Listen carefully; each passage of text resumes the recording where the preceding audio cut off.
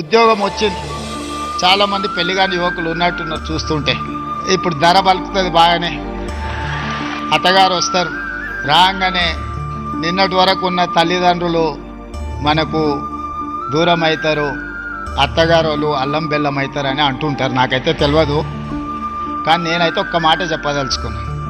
తల్లిదండ్రులను గౌరవంగా, తల్లిదండ్రులను మంచిగా చూసుకోని వాళ్ళు ఎవరైనా ఉంటే ఖచ్చితంగా వాళ్ళ జీతం 15% కోత విధించి మీ తల్లిదండ్రుల ఖాతాలో వేస్తారు.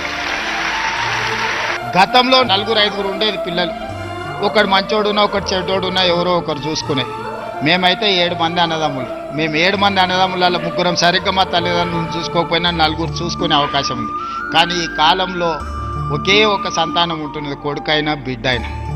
మరి బిడ్డ పెళ్ళై అత్తగారింటికి వెళ్తే అత్తగారు వాళ్ళు ఆ బిడ్డను అమ్మా నాయనం చూసుకోవద్దు, ఆర్థిక సహాయం అందించొద్దు అని నిబంధన పెట్టడం మంచిది కాదు.